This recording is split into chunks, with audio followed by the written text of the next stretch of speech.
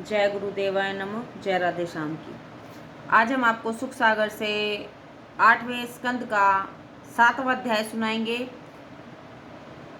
समुद्र मंथन। श्री सुखदेव जी बोले, हे राजा परीक्षित, अब देवतागण वासुकी नाग को बुला उसे भी अमृत में भाग देने का वचन देकर उसे मथने की रस्सी बना पर्वत के चारों ओर लपेटकर अमृत के लिए बड़े हर्ष और बड़े उद्योग से समुद्र को मथने लगे। विष्णु जी ने चालाकी से पहले मुख की ओर पकड़ा और उनके अनुयायी देवता भी उसी ओर हुए, किंतु जब दैत्यों ने देखा कि विष्णु जी ने मुख पकड़ा है तब उन्होंने वैसा होना स्वीकार नहीं किया। दैत्यों ने कहा, हम लोग क्या कोई छोटे हैं कि जो मुख की ओर न पकड़े? हम लोगों ने भी वेद और शास्त्र पढ़े हैं, हम भी ऊंच कुल के में उत्पन्न हुए हैं और हम सब ने भी बहुत बड़े बड़े कर्म किए हैं। हम लोग सर्प के अशुभ अंग रूप उसकी पूंछ को नहीं पकड़ेंगे। ऐसा कहकर दैत्यों ने पूंछ को नहीं पकड़ा और चुपचाप खड़े रहे। तब उनकी इस दशा को देखकर विष्णु जी मुस्कुरा के मुख को छोड़ दिया और वासुकी के पूंछ को पकड़ लिया। फिर कश्यप के पुत्र देवता और दैत्यों ने अपने अपने पकड़ने के स्थानों को बांट लिया और बड़े परिश्रम से अमृत के लिए समुद्र को मथने लगे। हे परीक्षित, जब इस प्रकार से समुद्र मथा जाने लगा तब वह निराधार पर्वत अपने बोझ के कारण समुद्र में डूबने लगा। लोगों ने बहुत संभाला पर न संभला, डूब गया। तब यह विघ्न आया। ऐसा जानकर श्री विष्णु जी कश्यप का रूप धारण कर उसको नीचे जा बैठे और पर्वत को ऊपर उठा दिया। जब पर्वत ऊपर उठ आया तब देवता और दैत्य फिर से उसे मथने लगे। तब भगवान ने दूसरे द्वीप के समान होकर 1,00,000 योजन विस्तार वाली अपनी पीठ पर उस पर्वत को धारण कर लिया। सब देवता और दैत्य उसे घुमाने लगे। कश्यप भगवान की पीठ पर इस पर्वत का चलना खुजलाहट के ही समान जान पड़ता था। फिर भगवान ने दैत्यों के दैत्य रूप से उनमें प्रवेश करके उनके बल को बढ़ाया और दिव्य स्वरूप से देवताओं और वासुकी के उत्साह को बढ़ाया। फिर सहस्त्रबाहु भगवान ने दूसरे पर्वतराज के समान ही इस मंद्राचल पर्वत के ऊपर जा आकाश में स्थित होकर उसे अपने हाथों पकड़कर क्षीर सागर के मध्य में ला दिया और स्तुति करते हुए ब्रह्मा, शिव तथा इंद्र इत्यादि से कहा, अब आप लोग इसे घुमा कर समुद्र को मथे, मैं भी आपके साथ हूँ। फिर तो सब देवता और दैत्य इस पर्वत में वासुकी को लगाकर जिस रस्सी में भगवान की शक्ति विद्यमान थी बड़े वेग से उसे मथने लगे। इस प्रकार के मंथन से समुद्र में ग्रहों के समूह घबरा गए। वासुकी के ब्रह्म संख्यक तथा कठोर नेत्रों से, मुख से और श्वासों से अग्नि की लपटें और धुएं निकलते थे। उनके लगने से दैत्यों के तेज का हास होता जाता था और इस प्रकार पोलाम, काल्य, बलि तथा इलवल इत्यादिकों की वह दशा हो गई कि जो अग्नि से जले हुए देवदास वृक्षों की होती है। दैत्यों को वासुकी के मुख की ओर से उसे पकड़े हुए थे, इससे उनकी ऐसी दशा हो जानी आवश्यक ही थी। किंतु देवता जो वासुकी के उसके पूंछ की ओर पकड़कर मथ रहे थे, उनकी भी दीप्ति प्राय नष्ट सी हो गई थी और उनके वस्त्र, माला, जामा और मुख धुएं के रंग के समान हो गए थे। इस प्रकार बहुत काल तक देवता और दैत्यों ने समुद्र को मथा, परंतु अमृत नहीं निकला। तब भगवान विष्णु स्वयं ही आकर उसे मथने लगे। भगवान मेघों के तुल्य श्याम थे, पित वस्त्र धारण किए हुए थे, कानों में बिजली के समान कुंडल चमक रहे थे, उनके शीर में चमकते हुए बाल हिलते थे।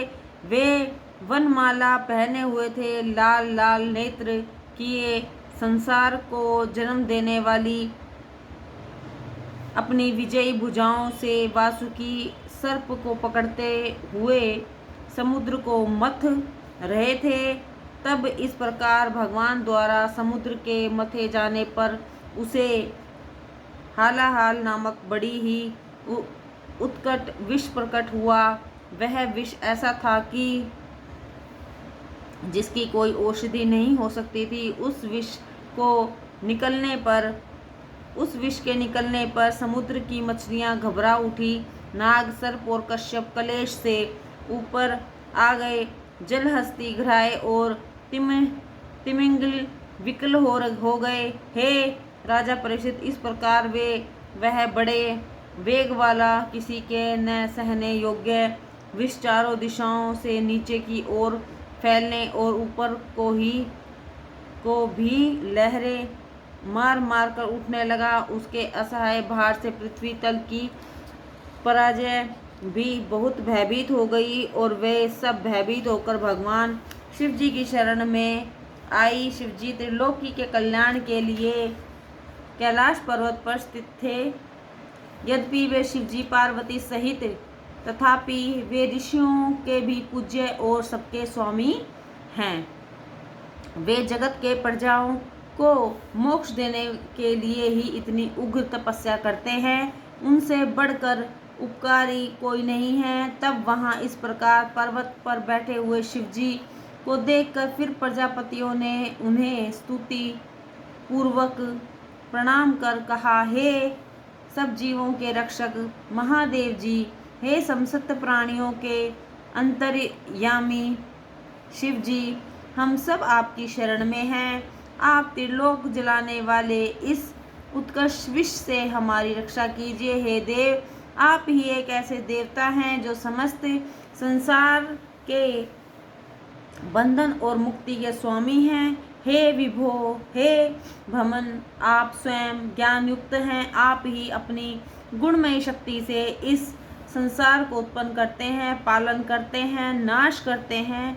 आप ही ब्रह्मा, विष्णु और शिव नाम से हैं। आप ही अत्यंत गुण ब्रह्म हैं। आप ही सब छोटे बड़े देवता और आप सब पशु आदि को उत्पन्न करने वाले हैं। आप ही अपनी शक्तियों से संसार रूप जान पड़ते हैं और इस प्रकार आप ही सब जगत के स्वामी हैं। आपने ही वेदों को उत्पन्न किया है। हे यह तत्व, प्राण, इंद्रियां और देवों के कारणभूत गुण वाले आहार की भी आप ही हैं। स्वभाव, काल, संकल्प तथा सत्य और ऋतु रूप धर्म भी आप ही हैं। विद्वान लोगों का कहना है कि यह त्रिगुणमयी समस्त प्रकृति आप ही के अधीन है। हे सर्वलोकों के उत्पादक, विद्वान लोगों का कहना है कि पृथ्वी ही आपकी चरण में है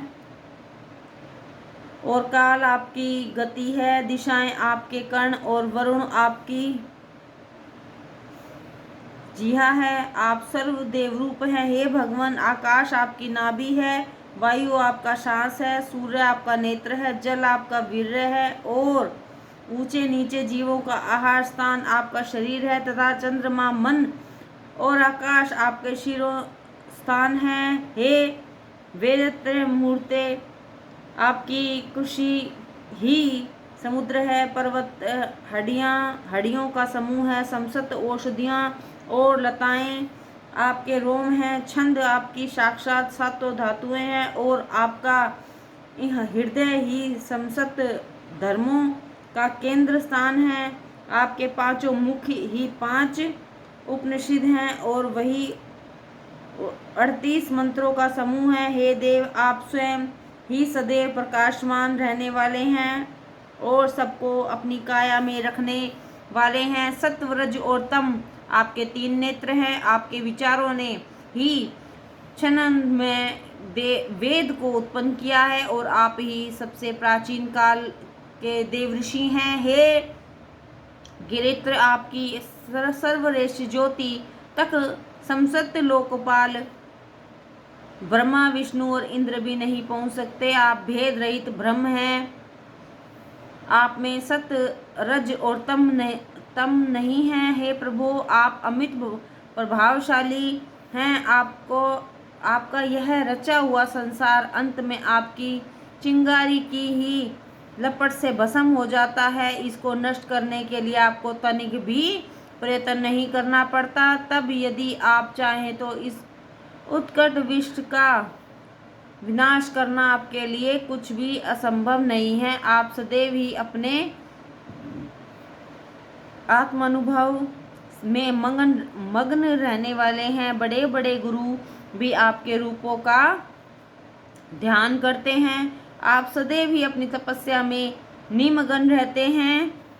जो निर्लज लोग आपकी पार्वती के साथ इस प्रकार देखकर आपको शमशान में रहने के कारण क्रूर और हिंसक समझते हैं, वे मूर्ख आपकी लीला को नहीं जानते। आप सत्य और असत्य दोनों से ही परे हैं। आपके वास्तविक रूप को ब्रह्मा आदि भी नहीं जान सकते, फिर वे आपकी यथार्थ स्तुति भी क्या करेंगे। फिर हम लोग तो ब्रह्मा से कितनी ही पीढ़ी नीचे हैं, फिर भी हम अपनी शक्ति भर आपकी स्तुति करते हैं। हे प्रभु, हमें यह पूर्ण निश्चय है कि हम लोग आपसे बाहर नहीं हैं।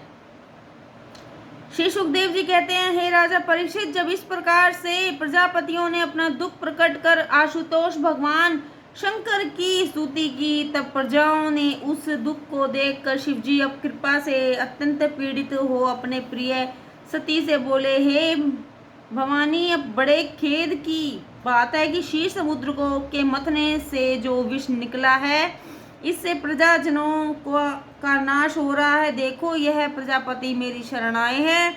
समस्त प्रजाएं अपने प्राणों की रक्षा चाहती हैं। अब मेरा कर्तव्य है कि मैं इन्हें अभय करूं, क्योंकि समर्थशाली पुरुषों का यही कार्य है कि वे दीनों का परिपालन करे। साधु लोग अपने क्षण भंगुर प्राणों से भी दीनों की रक्षा करते हैं। जो पुरुष इस प्रकार की दया से युक्त होता है, उस पर विष्णु भगवान बहुत ही प्रसन्न रहते हैं, और विष्णु भगवान की प्रसन्नता ही मेरी प्रसन्नता है। अतः अब मैं समस्त विष का पालन कर